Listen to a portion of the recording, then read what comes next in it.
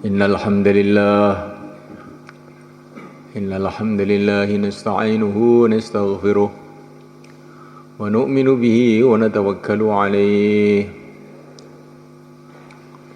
wa na'udzu bihi min shururi anfusina min sayyiati a'malina man yahdihillahu fala mudilla lahu wa man yudlil fala hadiya lahu أشهد أن لا إله إلا الله وحده لا شريك له وأشهد أن سيدنا مولانا محمدا عبده ورسوله اللهم صل وسلم وبارك عليه وعلى آله وأصحابه والتابعين لهم إلى يوم القيامة أما بعد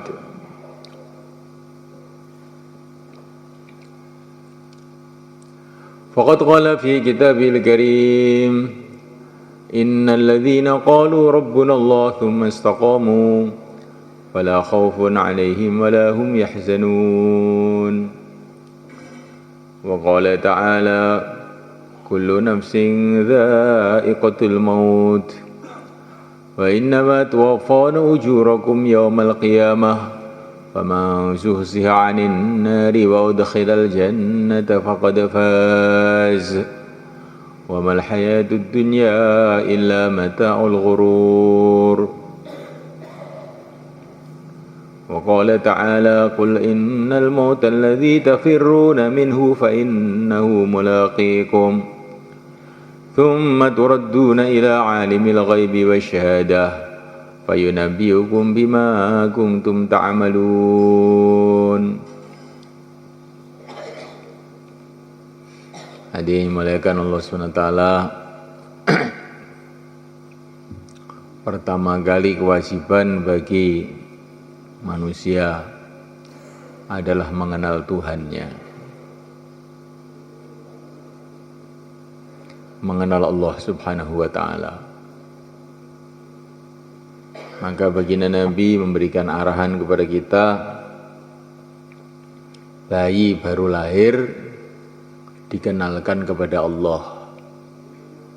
Telinga kanan, telinga kiri, Allahu Akbar, Allahu Akbar, Allahu Akbar. Sebelum kenal dengan ayahnya, kenal dengan ibunya, kenal dengan apa saja, dikenalkan dulu dengan Allah. Sebelum kenal dengan ayahnya, dikenalkan dulu dengan yang menciptakan ayahnya. Sebelum kenal dengan ibunya, dikenalkan dulu dengan yang menciptakan ibunya. Sebelum kenal dunia, dikenalkan dulu dengan yang menciptakan dunia. Allahu Akbar, Allahu Akbar, Allahu Akbar. Setelah kenal kepada Allah, maka yang kedua diajari agar dia punya sikap yang disembah hanya Allah, yang ditundui hanya Allah, yang dituhankan hanya Allah. Asyhadu an la ilaha illallah, asyhadu an la ilaha illallah. Setelah kenal kepada Allah, yang disembah hanya Allah, yang ditundui hanya Allah, yang diharap hanya Allah. Setelah kenal kepada Allah, maka anak ini dikenalkan kepada utusan Allah yang telah dipilih oleh Allah untuk memimpin manusia menuju ridha Allah.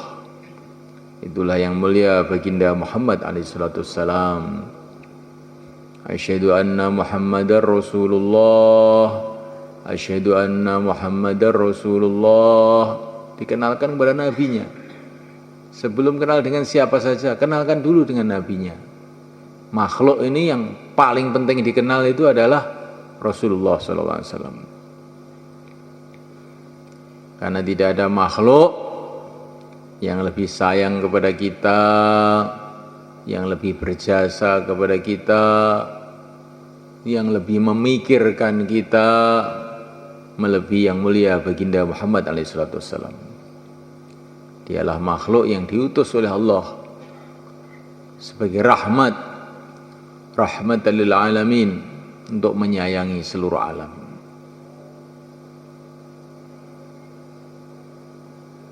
Ayah kita sayang dengan kita, ibu kita sayang sama kita.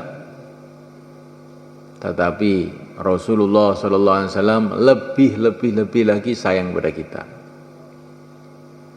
An-nabiyyu aula bil mu'minina min anfusihim. Di antara maknanya ayat ini, Nabi itu lebih sayang kepada kamu melebihi diri kamu sendiri. Melebihi diri kamu, sayang pada diri kamu sendiri. Maka perintah Nabi, arahan Nabi harus lebih kamu dahulukan daripada pikiran kamu sendiri. Karena Nabi itu lebih sayang kepada kamu daripada kamu sendiri.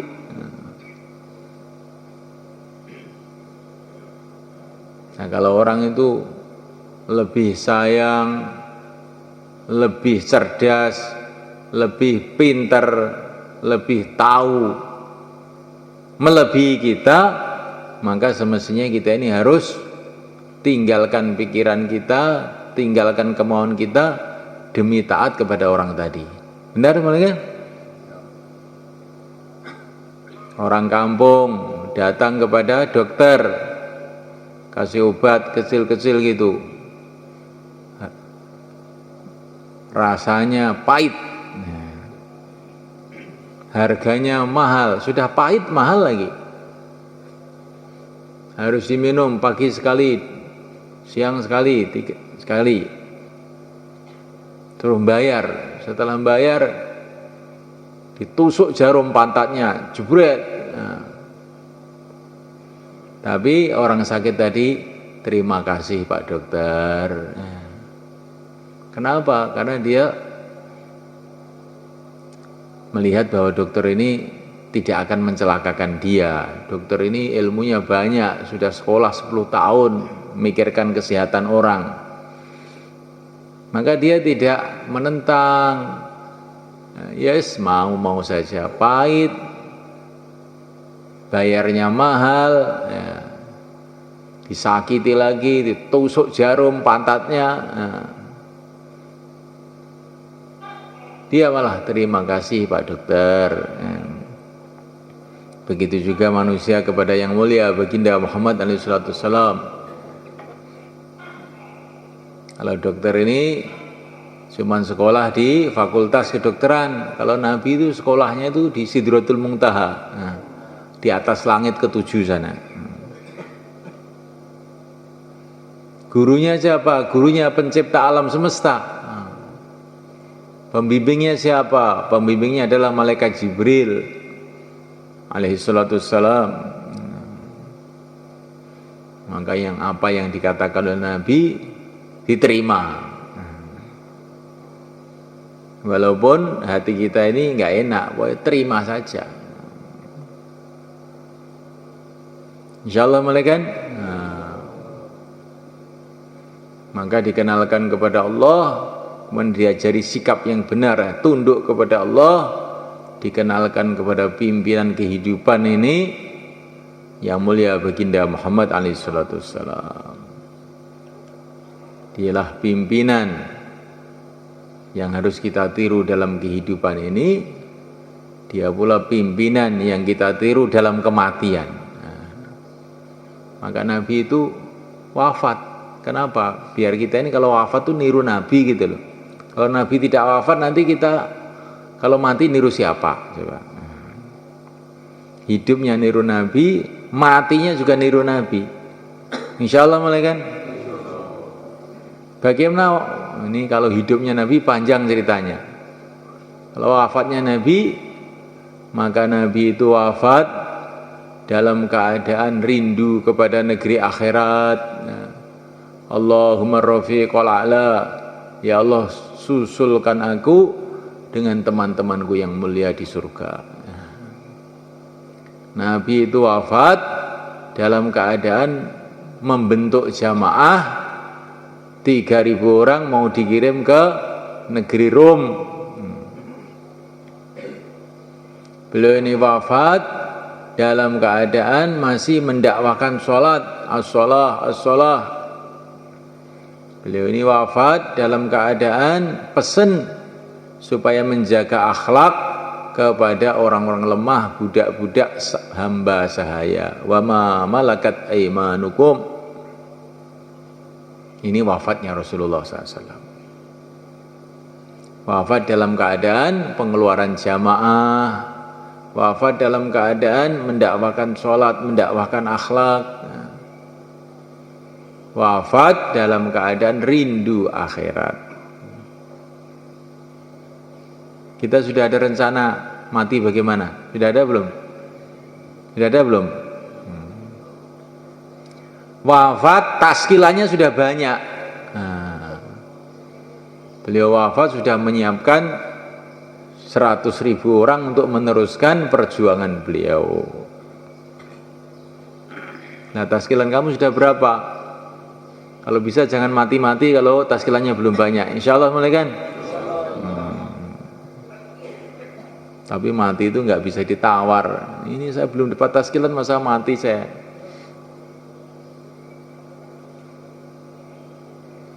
Kita ini ingin wafat seperti Rasulullah SAW. Wafat taskilannya udah banyak. Wafat masjidnya sudah hidup 24 jam. Masjid adanya baru maghrib tok itu kok mau mati gimana kamu? Nah. Insya Allah mulai kan? Kalau jamaah-jamaah hari-hari keluar masjidnya sudah hidup, taskilannya banyak. Dah mati aja sudah, untuk apa hidupnya? Ini semalakan Allah Ta'ala, kita harus punya cita-cita semalakan.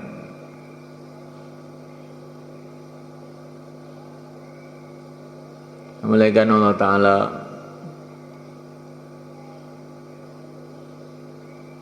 tapi semua itu dimulai dengan keyakinan. Keyakinan yang benar kepada Allah SWT.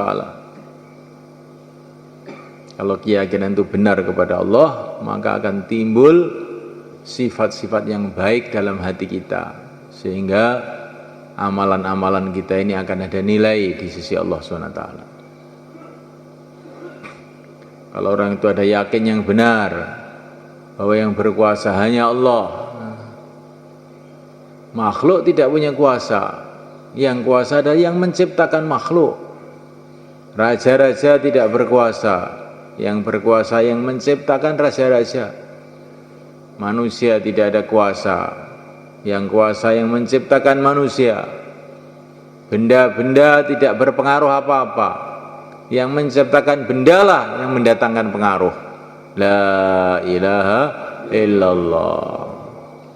Yang kelihatannya dari makhluk, hakikatnya bukan dari makhluk, dari penciptanya makhluk, dari Allah Subhanahu wa Ta'ala. Nah, kalau orang itu yakinnya benar kepada Allah, maka timbul sikap yang benar. Yang diharap hanya Allah, yang diminta hanya Allah, tunduk kepada Allah, malu kepada Allah. Nabi mengatakan kurang lebihnya, malulah kamu kepada Allah dengan sebenar-benarnya malu. Maka para sahabat mengatakan, kami ini juga malu kok ya Rasulullah. Oh, bukan begitu itu. Kalau orang betul-betul malu, jagalah kepala dengan segala isinya. Apa isinya kepala itu? Otaknya dijaga. Jangan mikir yang buruk, mikir yang baik-baik. Mikir mengenai tanda-tanda keagungan Allah, mikir mengenai akhirat, mikir mengenai umat. Isinya apa lagi kepala itu? Mata, jangan sampai ngaji ngantuk. Maksud jaga mata. Kalau orang kok ngaji ngantuk, namanya tidak punya malu kepada Allah, atau malunya sedikit.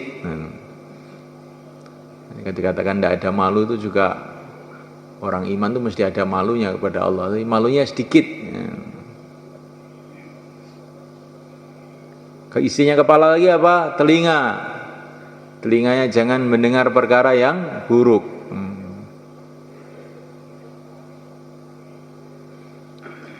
Kemarin saya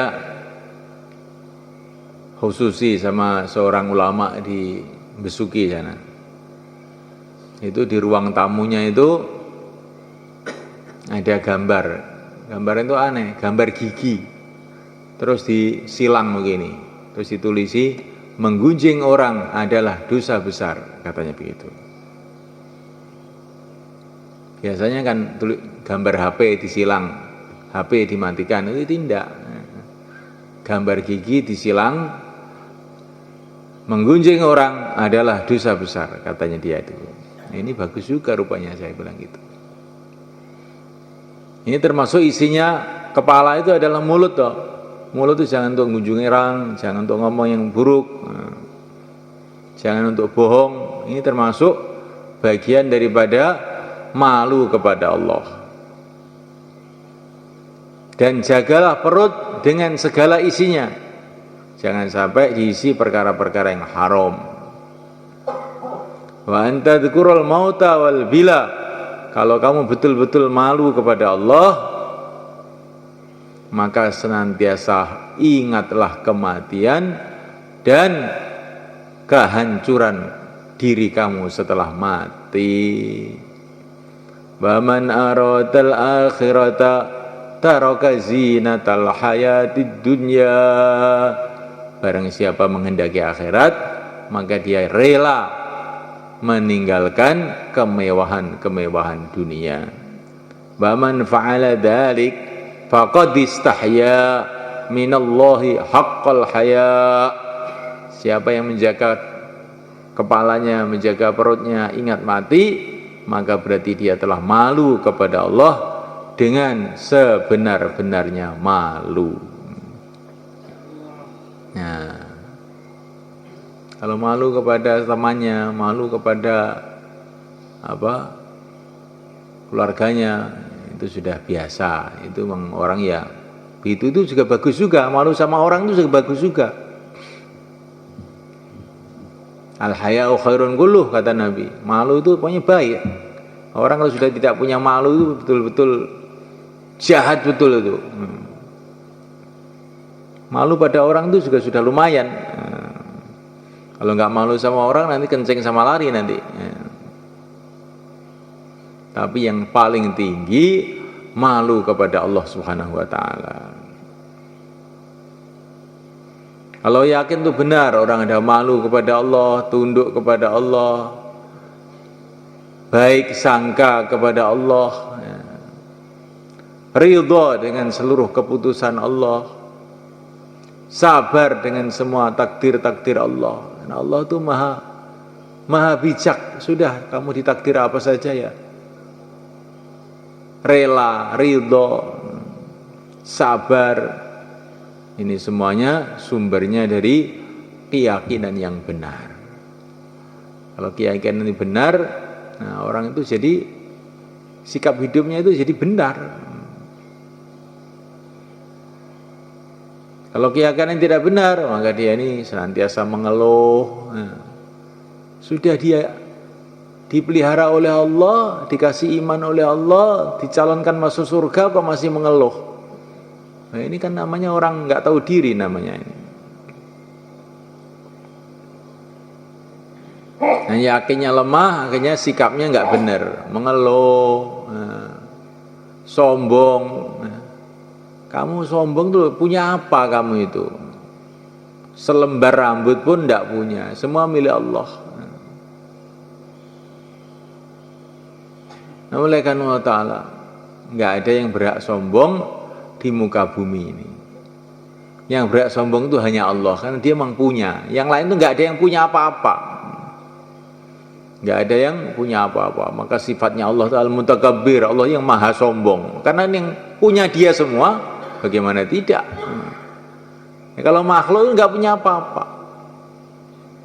Kalaupun pintar karena dipintarkan oleh Allah, dan pintarnya manusia itu ya sesuai yang telah ditentukan oleh Allah, bukan pintar menurut maunya manusia, tapi pintar sesuai dengan yang dikehendaki oleh Allah.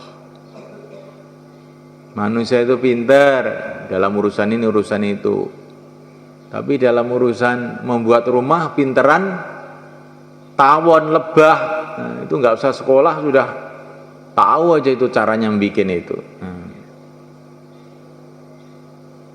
Manusia itu pintar dalam beberapa hal yang kehendaki oleh Allah. Jadi dalam bidang-bidang lain, kalau dengan semut masih pintaran semut. Semut itu beton itu bisa dijebol.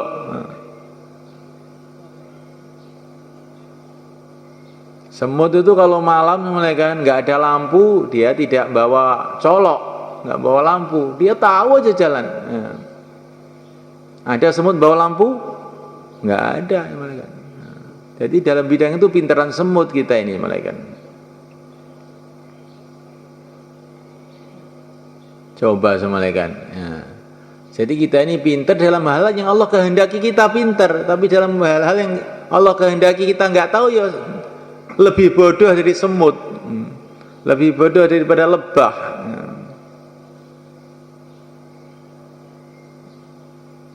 Orang-orang bikin pesawat terbang merasa pintar. Burung sebelum kamu lahir sudah bikin pesawat terbang. Sudah jadi terbang, bukan bikin pesawat terbang. Sudah terbang sejak dulu. Orang-orang bikin kapal selam merasa hebat. Kodok sejak dulu selam terus. Jadi ilmu kamu itu ilmu kodok sebetulnya itu. Bikin kapal selam namanya ilmu kodok. Bikin amfibi. Ilmu kodok namanya itu, amfibi itu.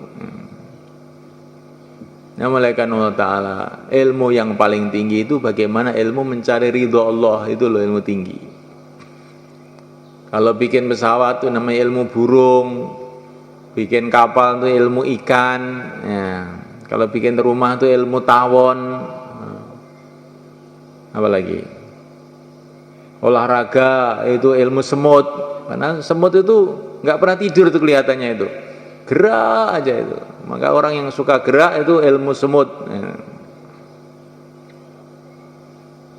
Tapi semut itu kalau ketemu temannya itu aneh. Kalau ketemu temannya masih salaman, tuk gitu, assalamualaikum, kelihatannya begitu. Ya, manusia ketemu temannya diam aja. Jadi semuanya Allah Ta'ala tawajjuhkan hati kepada Allah dalam setiap waktu. Kita ini memang betul-betul berhajat kepada Allah setiap menit, setiap detik, setiap waktu. Kita perlu pertolongan Allah dalam urusan apa saja. Maka kita taat kepada Allah dalam urusan apa saja. Taat kepada Allah itu bagaimana? Ikut pimpinan, yaitu yang mulia baginda Muhammad SAW. Wa man yuti'illah war rasul, wa man yuti'illah war rasul faqad faza fawzan 'azima. Orang yang taat kepada Allah dan Rasulnya, sungguh dia telah beruntung dengan keberuntungan yang besar. Untung yang besar itu bukan di dalam mendapatkan harta, mendapatkan dunia. Untung yang besar itu kalau kita mendapatkan ridho Allah dengan taat kepada Allah. Ini pikirannya orang iman. Kalau orang kafir pikirannya bagaimana mendapatkan dunia. Orang iman bagaimana mendapatkan yang menciptakan dunia. Kalau orang tidak beriman atau imannya lemah, bagaimana pikirannya itu mendapatkan manusia. Kalau orang iman, bagaimana mendapatkan yang menciptakan manusia. Pintar mana ini coba? Yang ingin mencari manusia apa mencari Tuhannya manusia? Coba yang lebih canggih mana kira-kira? Ini semuanya kan Allah. Yang mencari dunia apa yang mencari yang menciptakan dunia? Mana ini coba kita pikirkan nih malaikat. Kalau kita mendapatkan yang menciptakan dunia, oh dunia itu mudah. Nah malaikat Allah Ta'ala, maka baginda Nabi memberi nasihat, nasihatnya itu ajib malaikat. Siapa yang memburu dunia, maka dia akan diburu oleh akhirat, ditangkap, kemudian diambil sama akhirat. Ya, orang itu kalau memburu dunia, dia akan diburu oleh akhirat. Barang siapa yang memburu akhirat, maka dia akan diburu oleh dunia, dan dia akan mendapatkan rizkinya yang telah ditentukan oleh Allah. Jadi, kalau orang itu mencari akhirat itu dunia malah memburu dia. Kemudian dia akan mendapatkan rizki sesuai yang telah ditakdir oleh Allah. Kalau orang memburu akhirat, nah, memburu dunia, diburu sama akhirat, tangkap, masukkan kuburan. Nah. Dan ini akhirat itu kalau memburu orang itu nggak pernah ada yang bisa lepas. Ada yang bisa lepas? Nggak ada yang bisa lepas. Mesti tertangkap. Kalau Densus banyak yang tidak tertangkap, nah, polisi banyak yang tidak tertangkap. Tapi kalau diburu sama akhirat, oh itu mesti tertangkap siapa saja. Mulai dari rakyat sampai ke presiden, semua akan tertangkap oleh akhirat itu, masukkan ke kuburnya. Insyaallah malaikat. Nah, ini kita renungi semua malaikat hidup ini. Sebetulnya kita ini mau kemana? Lah, untuk supaya kita ini punya sikap-sikap yang lurus ini, bagaimana semua caranya? Maka harus kita buat usaha yang dulu pernah dibuat oleh Rasulullah SAW dan para sahabatnya. Pertama kali kita hidupkan suasana dakwah supaya iman kita menaik. Insyaallah malaikat. Yang kedua kali kita hidupkan suasana taklim supaya kita ini hidup itu merasa punya pimpinan dengan taklim itu. Kalau orang itu tidak ada taklim, hidupnya itu hidup liar. Nah, orang itu kalau liar itu bagaimana jadinya? Kita punya kambing, nggak ditali, oh nggak akan lama, hilang tuh nanti. Ya begitu juga orang kalau tidak ada taklim, nggak ada hubungan dengan Rasulullah, nggak ada hubungan dengan para sahabat, nggak ada hubungan dengan para ulama, dah habis ya, ucul. Nah, itu namanya ucul. Seperti kambing sudah nggak ada talinya, cepat atau lambat nanti akhirnya makan di kebunnya orang, akhirnya dipukuli sama yang punya kebun, babak belur dia akhirnya. Maka hidupkan dakwah untuk menguatkan iman, hidupkan taklim supaya kita ini berpegang dengan pimpinan yang mulia Nabi Agung sallallahu alaihi wasallam, berpegang dengan masyarakat percontohan, masyarakatnya para sahabat terus main. Berpikir mengikut arahan orang-orang yang ahlinya, para ulama-ulama rahimahumullah. Ini taklim penting malaikat. Suasana dakwah, suasana taklim, suasana ibadah dikuatkan. Di rumah, di masjid, di mana saja. Sayyidina Abu Hurairah radhiyallahu ta'ala anhu setiap masuk rumah sholat 2 rakaat.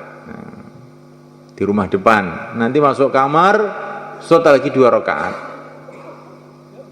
Nanti mau keluar di kamar sholat 2 rakaat. Nanti di rumah bagian depan sholat lagi 2 rakaat baru keluar. Jadi masuk itu sholat 2 kali, mau keluar sholat 2 kali. Itu Sayyidina Abu Hurairah. Bagaimana kita malaikat? Pernah sholat masuk rumah sholat belum? Belum. Kelihatannya kok enggak tuh kelihatannya. Ya. Jadi malaikat Allah Ta'ala, suasana ibadah kita kuatkan. Dan belum tidur kalau belum baca istighfar 12 kali, 12.000 kali. Ini Sayyidina Abu Hurairah ditanya oleh seorang temannya, ya Abu Hurairah, kamu kok istighfarnya banyak sekali toh? Iya, dosa saya banyak. Loh, dosanya Abu Hurairah itu loh apa? Orang siang malam bersama Nabi, siang malam untuk agama itu merasa dosanya banyak. Ya, kita ini dosanya banyak, perasaannya baru sedikit. Nah, masih kurang ini. Nah, gimana ini malaikat? Nah, ini malaikat Allah SWT. Maka suasana ibadah kita kuatkan di rumah kita, di masjid kita. Para sahabat dulu mau ke pasar, ke masjid dulu, pulang dari pasar ke masjid dulu, sholat 2 rakaat. Ada seorang sahabat pulang dari pasar terus langsung ke rumah. Sampai di rumah terkejut dia, inna lillahi wa inna ilaihi raji'un, tadi saya belum sholat di masjid kok. Nggak jadi duduk, langsung pergi ke masjid, sholat 2 rakaat baru pulang. Ini bagaimana para sahabat itu cinta sama masjid. Insyaallah malaikat. Satu malam itu malaikat gelap, hujan. Tetapi masjid itu malah penuh di Madinah itu. Maka Nabi tanya, ada apa ini pada datang? Ya Rasulullah, ini hujan-hujan seperti ini, kami khawatir kalau nggak ada orang yang menemani Rasulullah, maka kami datang untuk menemani. Akhirnya yang lain juga mikir gitu, lama-lama masjid malah penuh itu kalau hujan-hujan itu. Kita begitu insyaallah malaikat. Jangan punya pikiran paling di masjid sudah rame, saya di rumah aja. Paling yang keluar sudah ada, saya makomi saja. Paling yang dakwah sudah banyak yang dakwah ini. Saya ini bagian yang ke sawah saja. Ini kalau sahabat nggak begitu. Dia itu selalu khawatir kalau terjadi kemerosotan. Saya khawatir di masjid nggak ada orang, maka malah datang. Yang lain juga begitu, akhirnya masjid malah penuh. Insyaallah malaikat. Suasana dakwah, suasana taklim, suasana ibadah kita kuatkan malaikat. Karena ini bedanya orang kafir dengan orang iman ini, diantaranya dia ini ibadah, mengabdi kepada Allah, ingat pada Allah, zikir kepada Allah. Yusalluna haitsu ma kanu walau kanu fi kunasah. Ini sifat-sifatnya umat Nabi diceritakan dalam Taurat, umatnya Rasulullah diceritakan dalam kitab Taurat. Mereka itu di mana saja mereka sholat, walaupun di tempat sampah. Karena umat-umat dulu itu sholat itu kalau harus ada tempat khusus, tapi umat ini enggak. Di jalan sholat, di pasar sholat, di kebun sholat. Di para sahabat begitu kan. Di kebun itu sholat, bukan hanya di masjid saja. Naik onta sambil sholat, sholat sunnah. Nah sholat sunnah itu walaupun naik kendaraan itu boleh, walaupun kendaraannya ke timur toh, sudah Allahu Akbar aja boleh aja. Sambil duduk juga boleh. Sholat sunnah itu dengan naik kendaraan boleh, itu para sahabat begitu. Jadi sambil naik onta, sambil naik kuda, sambil sholat sunnah itu. Ini suasana ibadahnya para sahabat radhiyallahu ta'ala anhum ajma'in.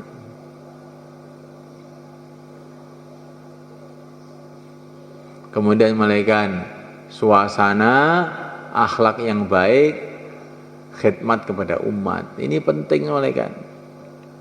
Karena manusia itu diciptakan oleh Allah itu memang begini ini. Dia tidak bisa hidup tanpa orang lain, manusia itu. Lain dengan kambing, kalau kambing itu hidup sendiri bisa aja. Tapi kalau manusia itu, coba kalau kamu itu mau hidup sendiri, bagaimana mau pakai baju?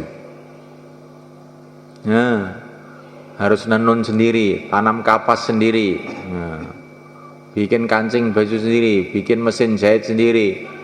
Mungkin kamu sampai mati belum bisa bikin baju. Jadi manusia itu hidupnya memang oleh Allah dijadikan perlu dengan teman-temannya. Urusan dunia, kita makan itu berapa makhluk yang Allah gerakkan untuk kita makan. Allah gerakkan petani, Allah gerakkan hujan, Allah gerakkan angin, Allah gerakkan macam-macam sehingga kita ini bisa makan nasi. Jadi Allah jadikan manusia itu berhajat kepada teman-temannya urusan dunia. Urusan agama juga begitu. Urusan dakwah kita perlu teman. Nah, karena dengan adanya teman itu pertolongan Allah mudah datang. Maka Nabi Musa pun minta teman kepada Allah. Nabi Isa pun diceritakan bagaimana ngajak teman. Yang mulia baginda Muhammad SAW juga cari teman. Ibadah pun perlu teman. Kalau kita Jumatan sendiri gimana? Khutbah sendiri, adzan sendiri, makmum sendiri, imam sendiri, gimana? Bukan Jumatan namanya. Ibadah kita perlu teman, dakwah perlu teman, taklim juga perlu teman. Kalau nggak ada para ulama yang nulis-nulis kitab, kita gimana mau taklim? Lah supaya orang itu bisa berteman bagaimana? Akhlak yang baik. Supaya akhlak yang baik ada bagaimana? Kita biasakan diri berkhidmat kepada seluruh umat. Insyaallah malaikat. Lah kalau 4 usaha ini ada semalekan, maka akan mudah mengamalkan agama. Lah supaya ada bagaimana caranya? Kita latihan mengadakan. Latihannya bagaimana? 4 bulan. Insyaallah malaikat. Ini latihan pertama. Latihan pertama ini bukan latihan terakhir. Maka semalekan yang mau keluar 4 bulan, 40 hari silakan beri ke selatan. Monggo.